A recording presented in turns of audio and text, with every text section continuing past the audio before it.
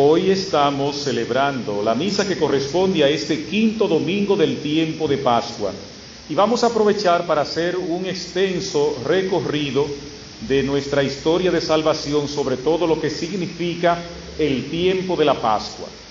Primero, litúrgicamente hablando, nuestra Pascua dura 50 días. Nuestra Pascua va desde la fiesta de la resurrección, desde el domingo de resurrección, desde la vigilia de resurrección hasta la vigilia de Pentecostés. De vigilia en vigilia, 50 días. ¿Por qué se eligieron 50 días de nuestro calendario litúrgico? Porque es, digamos, lo que llamamos un jubileo, gozo. ¿En qué sentido? Recordemos que el pueblo de Israel, pues, celebraba lo que llamamos cada 50 años un jubileo de liberación. ¿Qué significaba esto? Cada 50 años, pues por ley, tenían que perdonarse todas las deudas. La tierra volvía otra vez a los dueños originales y se perdonaban todas las deudas que había. Por eso era un jubileo. ¿Por qué? Porque era el año del perdón y de la gracia. Y eso se hacía cada 50 años, cada 50 años. O sea que el número 50 también es un tiempo, digamos, de gozo pleno, es un tiempo, digamos, de renovación entera.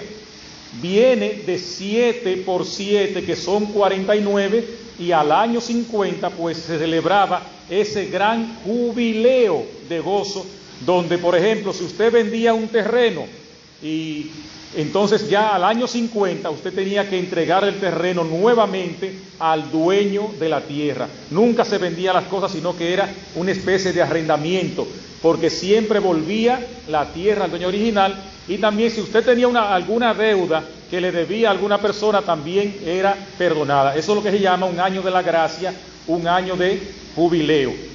Y viene del número 7, que el número 7 es el número de la perfección, que es la unión de todo lo que existe en la tierra con Dios.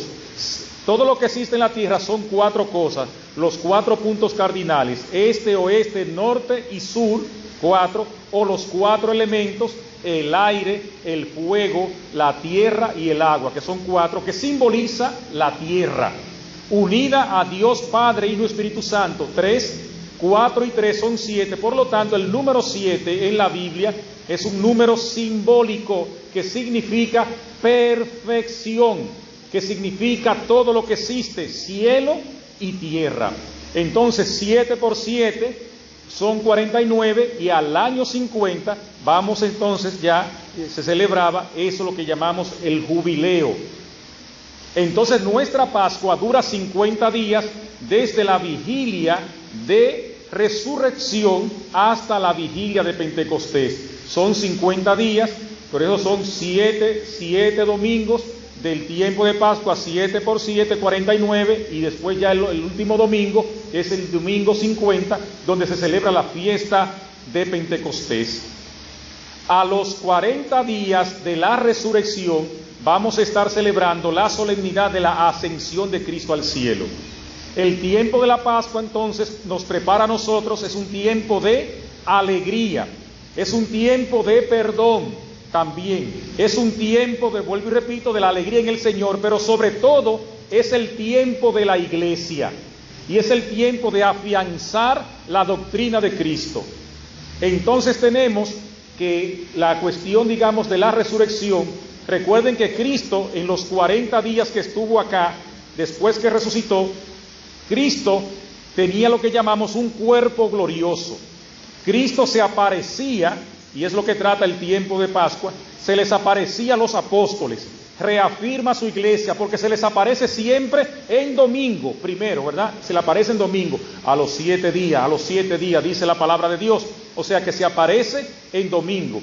Cristo tiene un cuerpo glorioso que atraviesa paredes, pero que también come con ellos, está reafirmando a los apóstoles, se les aparece a los discípulos de Maús, se les aparece en una misa que explica las Escrituras y parte el pan, y se le aparece también al lado también del lago, donde los apóstoles también están pescando, se les aparece también con las puertas cerradas, le dice a Tomás, ven, agarra, mete tu mano aquí en mi costado, mete tu dedo aquí en mi mano, y ahí se está reafirmando. O sea que Cristo en su cuerpo glorioso aparece y desaparece, pero una vez, y escuchen bien esto de doctrina, Cristo asciende, sube al cielo, ya Cristo físicamente, a sí mismo como estaba antes de los 40 días antes de la ascensión, no menciona nunca en la Biblia que Cristo se apareció, digamos así, en cuerpo, o sea, con su cuerpo glorioso. O sea que ya cuando asciende al cielo, ya se espiritualizó totalmente nuestro Señor Jesucristo y no aparece ya en el cuerpo glorioso, porque lo veían y no lo conocían. O sea que era un cuerpo también, digamos, distinto, y solamente lo conocieron bien al partir el pan. Es el tiempo de la Pascua, litúrgicamente hablando también. En la primera lectura hemos estado leyendo el libro de los Hechos de los Apóstoles, que es el libro de la Iglesia, donde se nos narra a nosotros los orígenes de nuestra iglesia, lo que nuestra iglesia católica tuvo que pasar para poder echar hacia adelante, los problemas, las dificultades, las persecuciones, cómo surgieron los ministerios, cómo surgió todo. ¿Y por qué digo nuestra iglesia católica? Sí, porque es nuestra iglesia católica. Nosotros, la iglesia, fue la que confeccionó el Nuevo Testamento. La iglesia es la que da a luz, la que escribe la palabra. Por lo tanto, la palabra para nosotros es todo, pero no es la única fuente de inspiración.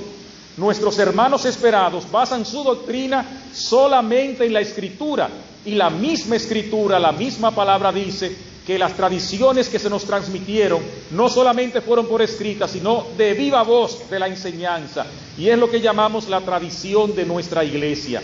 O sea que la única fuente de inspiración divina no es solo la Biblia.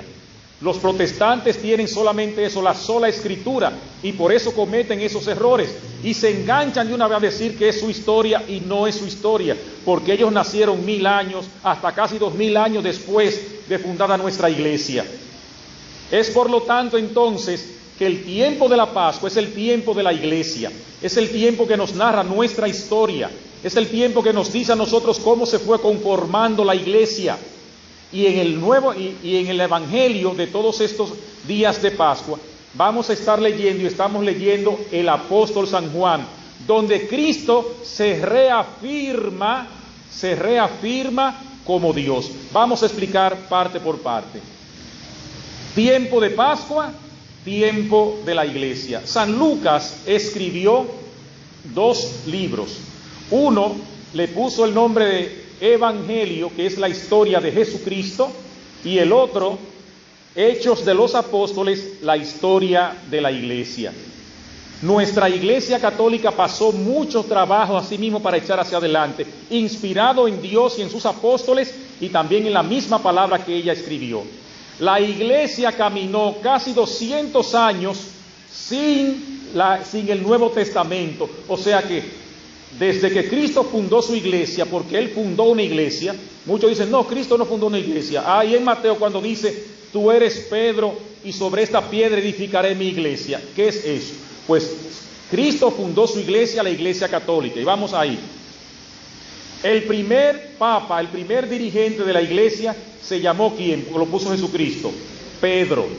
Después de Pedro vino otro que se llamó Lino. Después Cleto, Clemente, Sisto, Cornelio, hasta llegar a Francisco. Desde Pedro hasta Francisco han habido 269 papas a lo largo de la historia.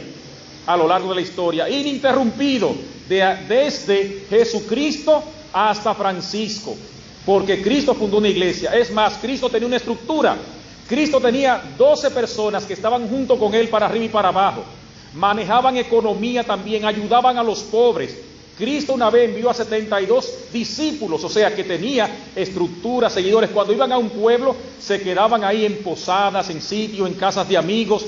Le dicen en casa de fulano, prepáranos la cena allá arriba. O sea que Cristo tenía una estructura. Iban a las sinagogas, a la puerta de la ciudad, en el templo. O sea que Cristo sí tenía su iglesia y empezó a estructurarlo, y cuando él sabía que iba ya a pasar, dejó a Pedro encargado de su iglesia. Pero la iglesia no nació como la tenemos ahora, sino que empezó a tener problemas, dificultades y todas esas cosas. Y eso es lo que nos narra Lucas en el libro de los Hechos de los Apóstoles.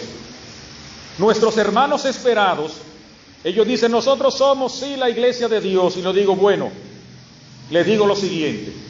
Ustedes dicen que lo que no está en la Biblia no se puede creer, que nada más en la Biblia y la Biblia y la Biblia. Y yo les digo, si usted me demuestra, me busca el versículo, el capítulo donde dice que dentro de 1000 años, por ejemplo, iba a venir una persona llamada Martín Lutero que va a renovar la iglesia y que va a ser la verdadera iglesia de Cristo, o a los testigos de Jehová, o a los adventistas, o a todos que me busquen en la Biblia, donde dice Jesucristo, o donde dice algún apóstol, que dentro de 1000 años, pues va a venir un profeta, como ustedes lo llaman, y va a separar la iglesia, y ustedes son la iglesia de Dios. Si ustedes, entonces ustedes que dicen que creen en la Biblia, ustedes no están ahí en la Biblia, pero nosotros sí podemos demostrar que desde Pedro, Pablo, hasta ahora es la misma iglesia. Vamos a poner el caso. ¿Dónde está enterrado?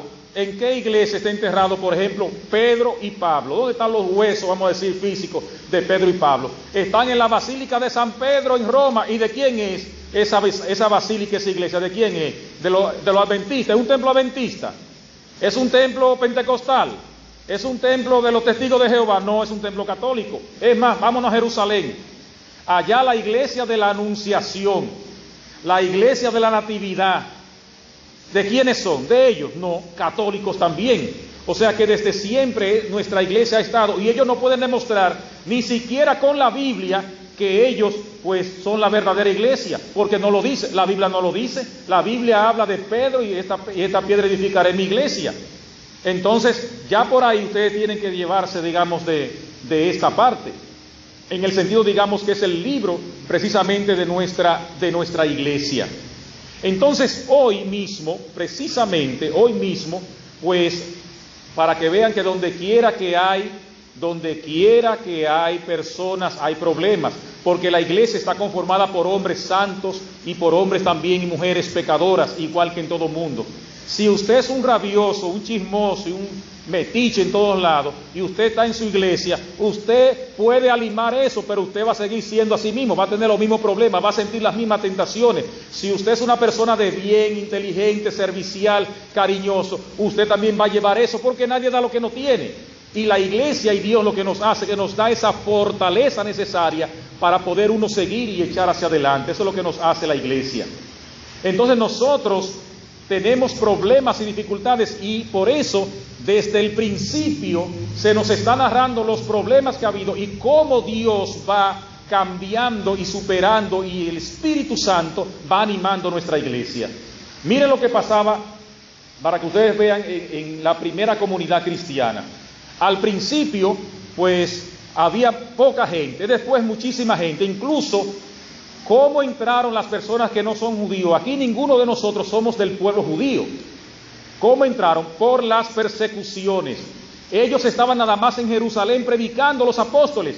Cuando empezaron a caerle atrás para matarlo, ellos empezaron a irse a otros pueblos, y cuando iban a otros pueblos empezaban a predicar, y se dieron cuenta que el Espíritu Santo también actuaba en personas que no eran del pueblo de Israel, y eso le dio la gran alegría, y por eso la iglesia se abrió a todo mundo, y por eso se hizo católica y se confirmó en Pentecostés, cuando el don, digamos, de lengua, todas las lenguas se entienden que se está hablando de las maravillas de Cristo en todas las lenguas.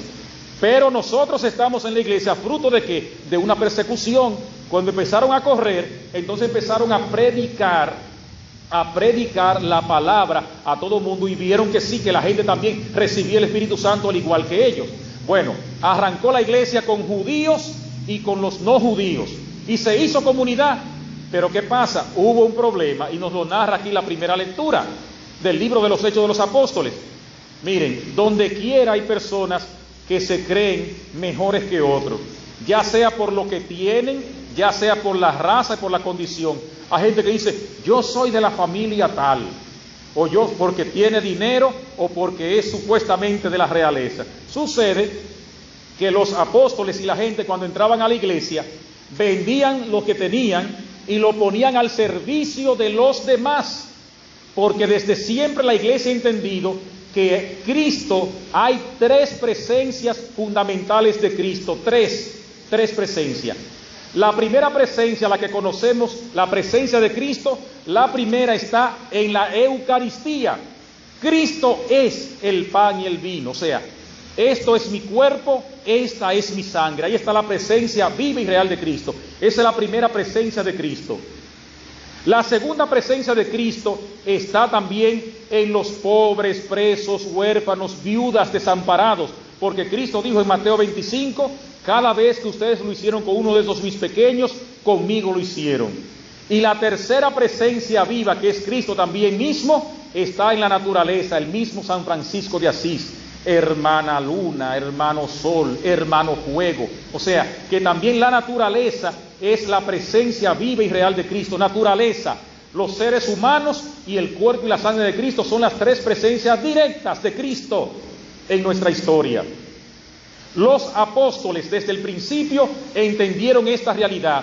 Y asimismo, como desde el principio celebraban la misa, que es el regalo de la Pascua, con los discípulos de Emaús, el esquema de una misa, así también ellos entendían que atender al pobre, al necesitado, es siempre también atender directamente a Cristo.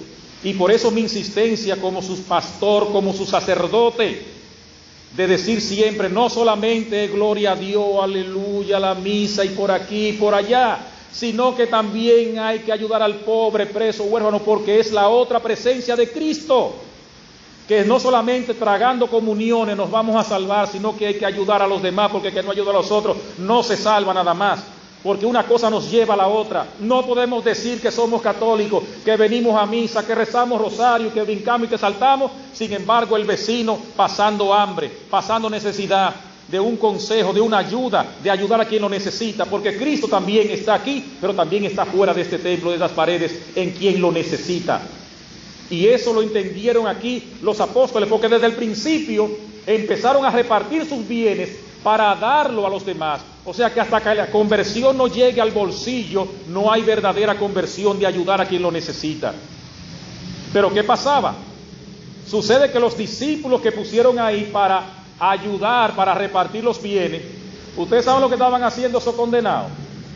Agarraban y le daban dinero, le daban comida y le daban bienes solamente a la gente de descendencia judía, a las viudas y todas esas cosas, y a los otros, como decimos aquí en República Dominicana, jalando aire. Oiga, y se le armó un lío, y dice, pero ven acá, ¿por qué nada más le dan primero y todo lo bueno a la gente de descendencia judía? Porque ellos se creían, no, nosotros somos de la raza del Señor, nosotros somos los mejores, y los otros como si fuera de segunda categoría. Y por eso Pablo después dice, ya no hay ni esclavos, ni libres, ni judíos, ni griegos, todos somos uno en el Señor. Era que había problemas, porque los judíos creían que como ellos eran la raza del Señor, eran mejores que los otros. Y hasta cuando estaban repartiendo los bienes, nada más le daban primero adelante, bebiendo agua limpia, a las viudas que eran de origen judío, a los pobres que eran de origen judío, y los otros entonces empezaron ahí, como decimos nosotros acá, a jalar aire. No tenían nada. Hoy se le armó un lío y fueron en comisión donde Pedro y los apóstoles que estaban ahí dijeron, mira lo que está pasando, nuestras viudas no la están atendiendo como es. Entonces ahí Pedro oró al Señor y el Espíritu Santo le inspiró entonces un nuevo ministerio en la iglesia, y de ahí entonces dijo, vamos a elegir a 7 hombres prudentes, a 7 varones prudentes, y vamos a imponerle las manos para que ellos se dediquen a ayudar a arreglar este lío que tenemos. Y de ahí nacieron los diáconos en la iglesia, porque los mismos apóstoles dijeron, nosotros no nos podemos poner a tiempo completo a esto, tenemos que dedicarnos nosotros a la predicación de la palabra y del evangelio, y ponemos entonces a estas personas acá a ayudar a distribuir los bienes también y que oren también. Y de ahí nacieron los diáconos en la iglesia. Un problema, una solución. Miren qué interesante es el Espíritu Santo, y es la historia de nuestra iglesia. Y incluso ahí dice los nombres de los 7 diáconos, hasta uno que se llamaba Nicolás, ¿verdad? Aquí nuestro diácono Nicolás, ahí está. Entonces así fue que nacieron los diáconos, por ese problema, por el grupito de los judíos creyéndose que son los mejores. Donde quiera hay un grupo de comezolos, señores. Entonces ahí estaban reunidos ahí ellos, distribuyéndose nada más ellos mismos las cosas. Y por eso es, digamos, que nace precisamente la historia de nuestra iglesia. En el Evangelio, en los Evangelios según San Juan, entonces en este tiempo pascual se reafirma la divinidad de Jesucristo. La Pascua es Cristo es Dios, y nos lo está diciendo San Juan. Cuando Dios se revela, escuchen bien cuando Dios se revela a Moisés, y Moisés le pregunta en el monte Sinaí que ¿cuál es tu nombre? Dios se revela no con un nombre propio como Juan, María, Pedro, no. Dios dice, yo soy el que soy, dice, yo soy Dios, yo soy el que soy. Y eso suena, oigan bien cómo suena Yahweh, Yahvé, pero no es un nombre propio. Los testigos de Jehová agarraron ese nombre y le pusieron unas vocales del nombre de Dios y se la pusieron al nombre, y entonces dice que Dios se llama Jehová. Eso es mentira, Dios no se llama así, eso no aparece así. Ellos le cambiaron el nombre nada más para decir que es Jehová, pero no, el nombre de Dios no es Jehová. Eso bíblicamente, en los manuscritos antiguos que estudien ahí, donde está en hebreo, ahí está, no aparece nunca ese nombre. Eso lo pusieron ellos, al igual que los protestantes le quitan siempre pues palabras a la Biblia, le quitan libros y esas cosas así, y fue la iglesia que escribió la Biblia, fuimos nosotros. Entonces Jehová, eso nada más está en las Biblias de ellos, porque ellos lo pusieron así, pero ese Dios no tiene nombre propio, sino que es yo soy. San Juan, que sabe esto que yo le estoy diciendo, pues pone a Cristo a decir 7 veces también yo soy. O sea que cuando Cristo dice yo soy, se está refiriendo a que Él también es Dios. 7 veces, y solamente aparece en el Evangelio de San Juan, Cristo está reafirmando su divinidad como Dios. Los 7 yo soy de Cristo son los siguientes. Cristo dice, aquí en este Evangelio dice, yo soy el camino, la verdad y la vida. Felipe, ¿tú no crees que yo estoy en el Padre y está en mí? Porque quien me ha visto a mí, ha visto al Padre. O sea que el primer yo soy de Cristo es ese. Yo soy el camino, la verdad y la vida. El segundo, yo soy la resurrección, dice el Señor. También Cristo dice, yo soy el pan de vida. Cristo también dice, yo soy la luz del mundo. Dice Cristo también, yo soy el buen pastor. Dice Cristo también, yo soy la puerta de las ovejas. O sea que cada vez que son 7, y los 7 están en este Evangelio de San Juan, que estamos leyendo en todo este tiempo de Pascua, pues está reafirmando Cristo a lo largo de este tiempo pascual que Él es Dios, así mismo como Dios mismo le dijo a Moisés, Yahweh, yo soy el que soy. Entonces tenemos esta gran divinidad de Cristo. Lo que sí que nosotros, como católicos, como cristianos, debemos primero sentirnos orgullosos de nuestra pertenencia a nuestra iglesia, pero tampoco para venir a juzgar a nadie. Cada quien tiene su criterio y lo respetamos y lo queremos y los amamos. Es más, yo le digo, hermanos esperados, que vengan todos para acá, porque el problema fundamental de nosotros es que creemos que cuando uno sigue unas normas, unas costumbres, estamos siguiendo a Dios y nos equivocamos. Hay fanatismo muy grande fuera de nuestra iglesia con los hermanos separados, que creen que seguir a Dios es seguir unas normas de costumbres. Creen que el seguimiento de Dios es no comer, no beber, no vestirse de una manera, y con eso cree que están agradando a Dios.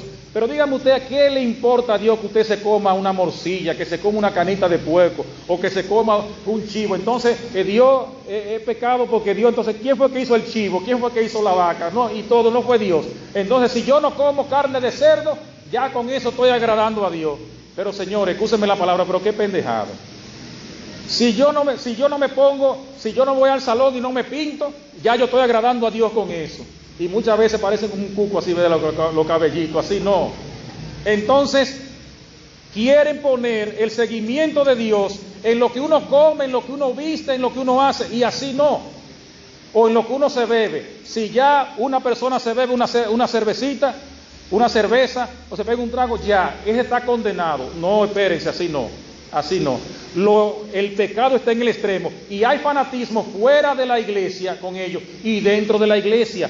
Muchas personas también que creen que el otro está pecando, si reciben la comunión en la mano, no, que es en la boca, que si no rezan como yo rezo, que si una persona viene y se toma un trago, ya es el pecado más grande del mundo y todas las cosas, y no es así, no es así. No podemos ser fanáticos en las cosas, hay que ser equilibrado en las cosas del Señor, porque nuestra religión no se lleva en lo que usted come o deja de comer, viste o deja de vestir, dice o deja de decir, sino en los hechos, cambiar de vida y ser mejor.